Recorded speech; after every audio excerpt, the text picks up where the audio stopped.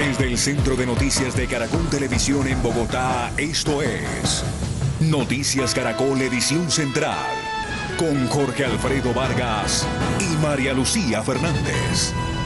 Lucir con orgullo la camiseta de un equipo de fútbol se ha convertido en un gesto de alto riesgo que incluso puede terminar con la muerte. En las últimas horas, 2 hinchas del Atlético Nacional fueron asesinados en Bogotá, al parecer por seguidores de Millonarios. El primer caso ocurrió en una estación de Transmilenio y el segundo en la localidad de Suba. El padre de Carlos Andrés Medellín, una de las víctimas, dijo, sumido en el dolor, que ya no se puede lucir con orgullo una camiseta, pues lo pueden matar a uno. Ante esta delicada situación, la alcaldía de Bogotá suspendió el juego Millonarios Nacional previsto para esta noche en el Campín. Paola Bermúdez tiene el reporte de los 2 casos. Paola, adelante. Hola Malú, televidentes, buenas noches. Los 2 casos ocurrieron entre las 9 y las 10 de la noche de ayer lunes aquí en Bogotá. Los 2 casos fueron contra hinchas de Atlético Nacional. En los 2 casos, los presuntos agresores son también presuntos hinchas de Millonarios. Uno fue aquí en la estación Ricaurte, en el sur de Bogotá, el otro en Suba, en el noroccidente de la ciudad. Lo más grave es que, según información de la policía, en los últimos 7 años ya han sido asesinados 31 hinchas del fútbol colombiano, un promedio de casi 4 por año, lo que es lamentable. En ese mismo periodo, la policía ha capturado a 32 personas por el delito de homicidio contra presuntos hinchas de fútbol.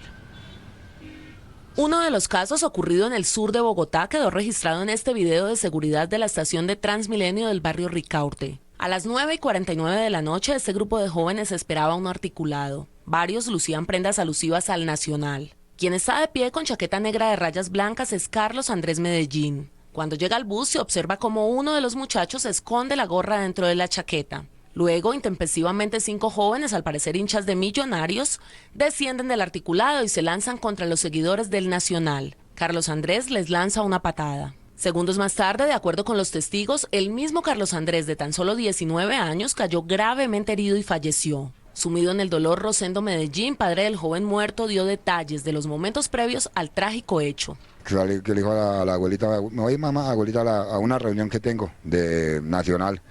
Desafortunadamente salió y no regresó ya a la casa. Para este hombre, los violentos le están haciendo mucho daño al fútbol. No es orgullo de hacer una camiseta de un equipo uno. Por una simple camiseta lo matan a uno. No es justo.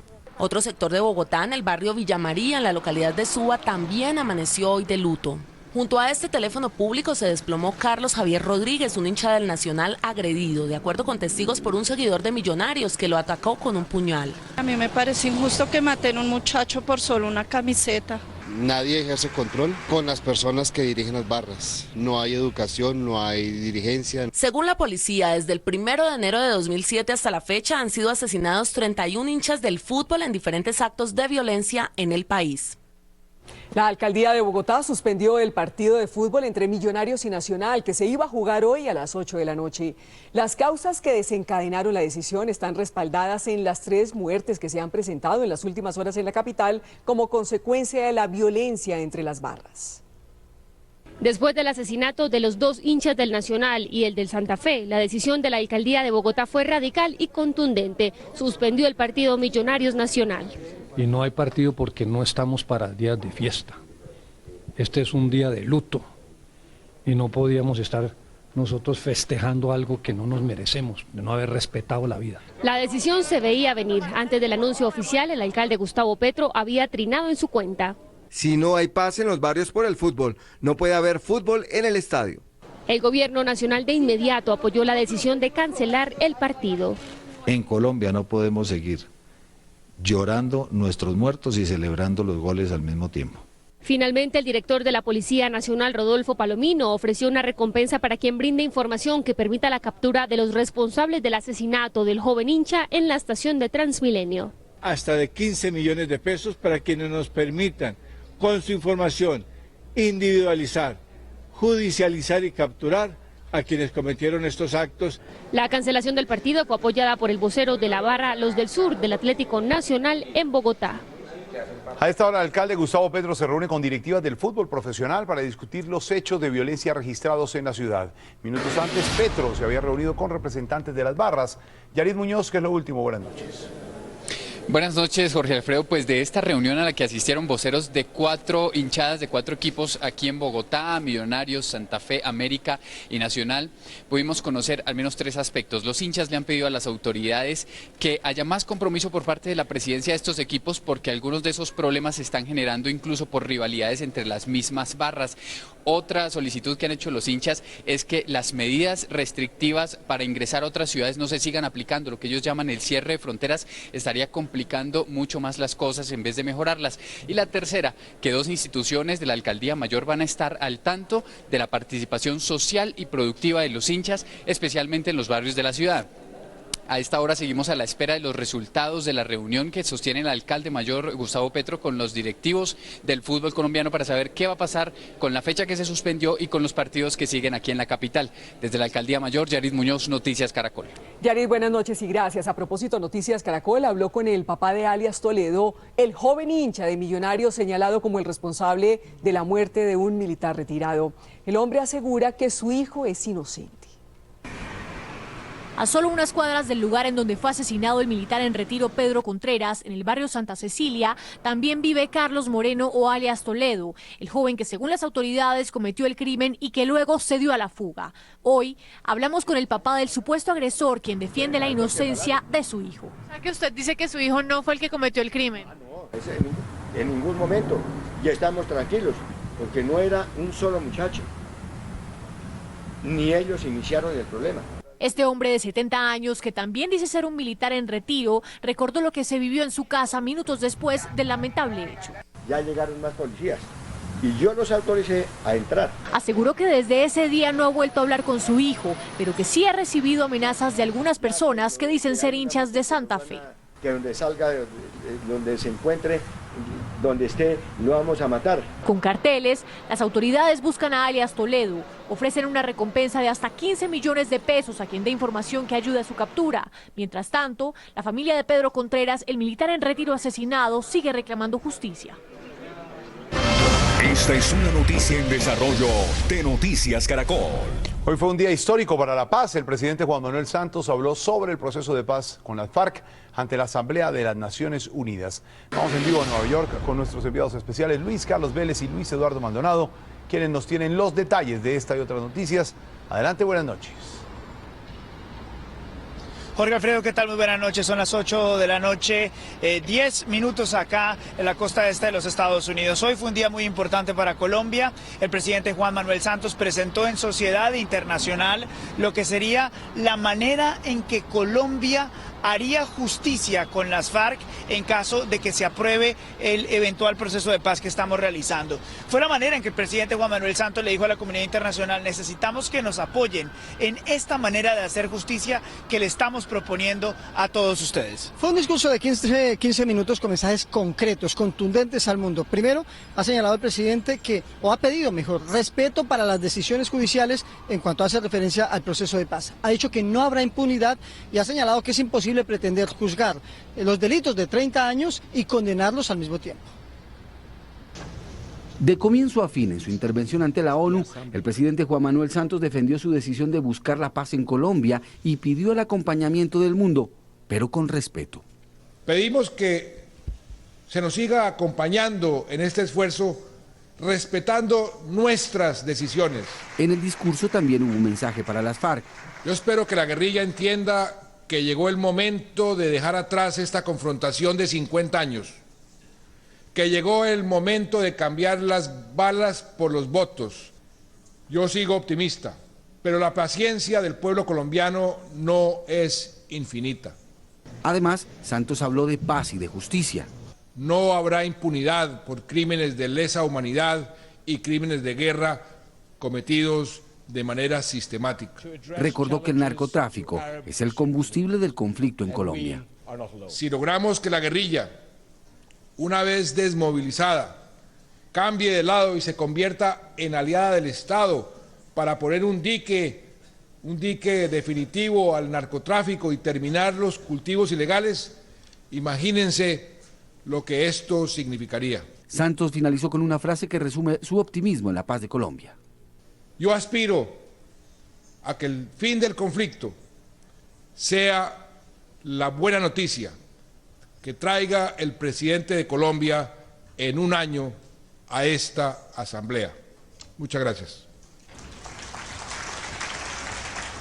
El presidente Juan Manuel Santos en gran parte estaba respondiéndole a la Corte Penal Internacional sobre el tema y las cuestiones, las preguntas que se hacía sobre la manera en que en el proceso de paz se haría justicia. Sí, porque Fatou Bensouda, que es la fiscal de la Corte Penal Internacional, había expresado su malestar con el marco jurídico para la paz, que es el que va a sacar adelante este proceso.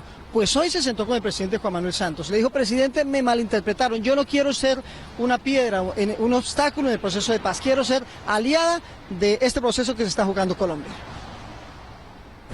La fiscal me dijo que interpretara todo lo que la Corte podía hacer como una contribución al proceso de paz, que ella estaba para eso, para contribuir al proceso, y que en ese sentido la considerara como una aliada en este proceso, algo que le agradecí mucho, que la responsabilidad era de los colombianos.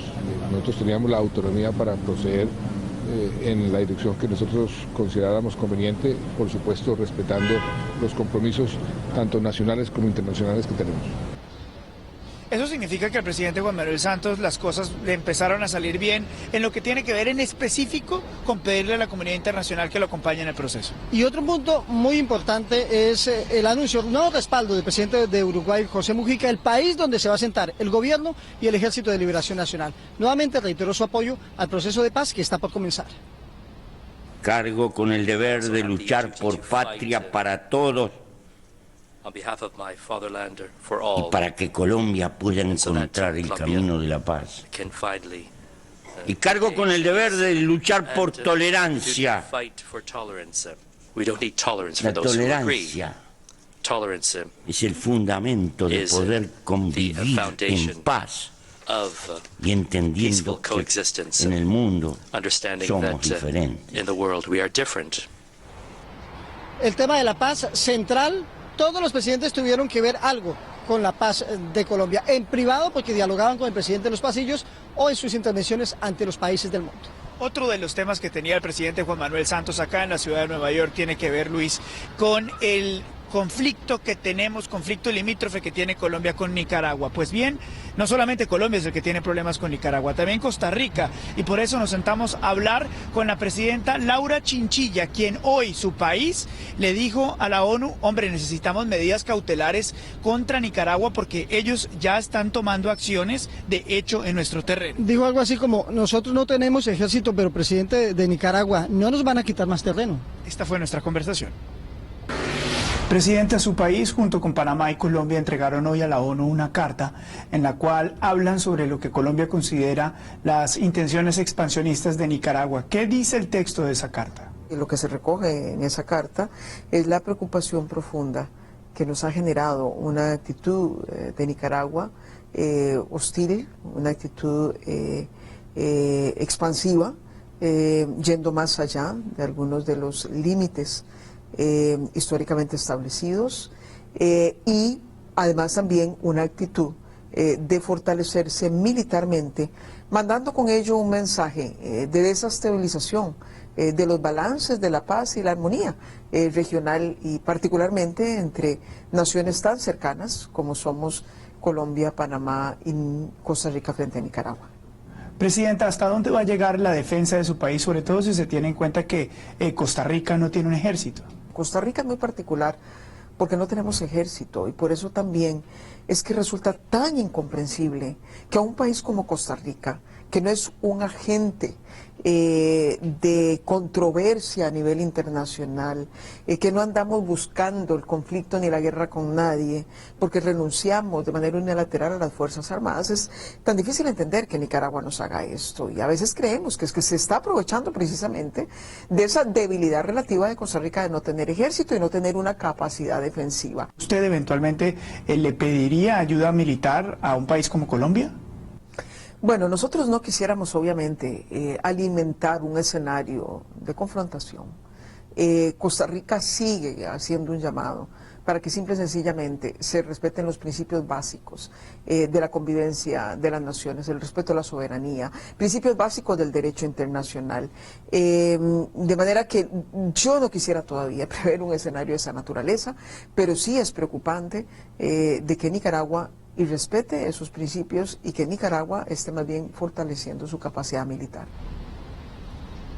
Está ese frente entonces, Costa Rica y Colombia enfrentándose a lo que Colombia considera planes expansionistas de Nicaragua.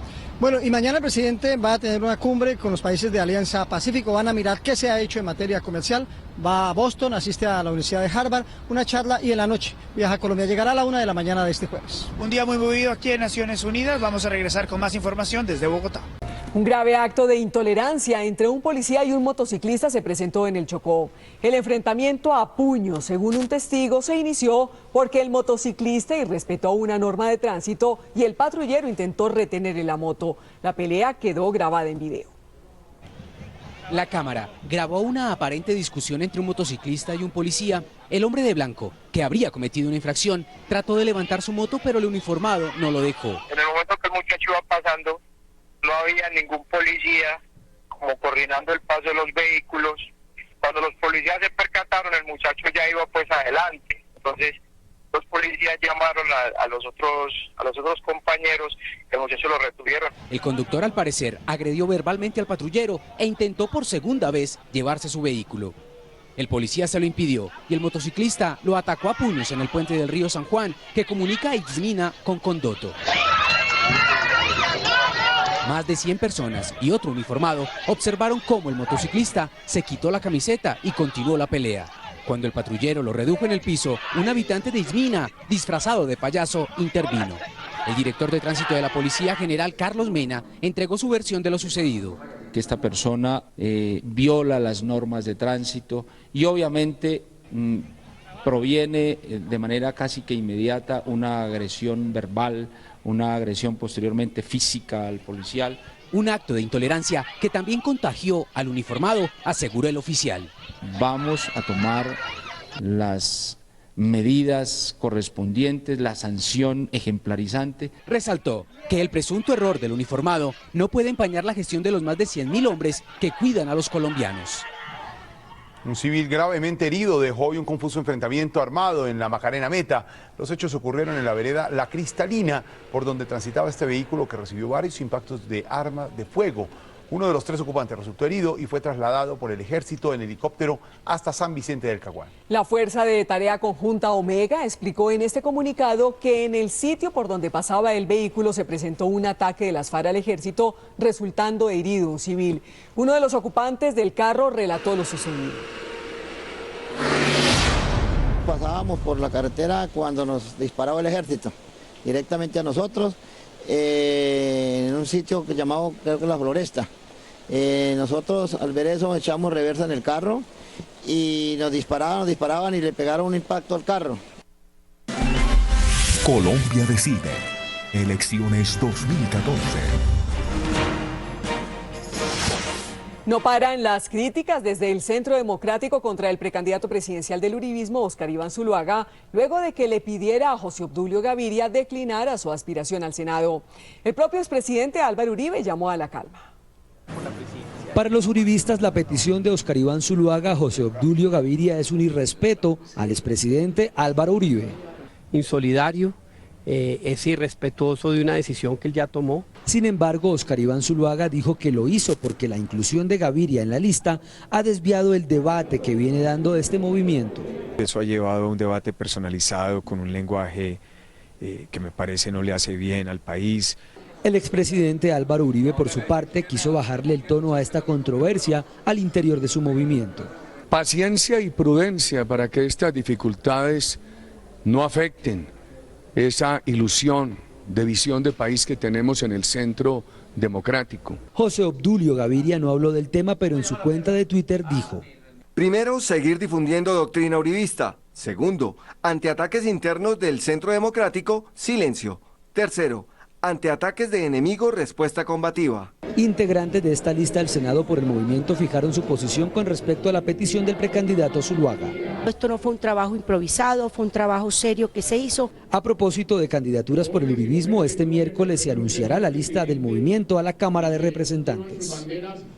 Recuerde que usted nos puede seguir en Twitter en @noticiascaracol. Aquí está uno de los miembros de la familia Panda. Nacieron en China y hoy los presento en sociedad en Código Caracol. Regresamos en instantes con más en Noticias Caracol, pero antes, este es el pronóstico del tiempo en Colombia para las próximas horas.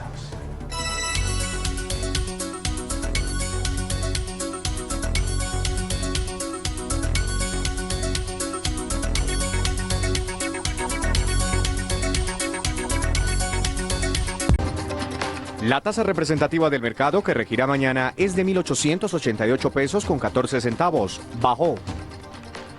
El dólar en casas de cambio se vendió en promedio a 1.920 pesos. Se mantuvo estable. El índice Data IFX cerró a la baja en 1.891 pesos con 39 centavos. Es una realidad que avanza en nuestro país. Se calcula que solo el 15% logra conseguir un trabajo. Está la gente que le pone el alma y hace la diferencia. En Caracol, Iván Colombia más cerca. Haciendo la diferencia. En el sur de Medellín se da uno de los ejemplos de inclusión laboral hacia personas en condición de discapacidad.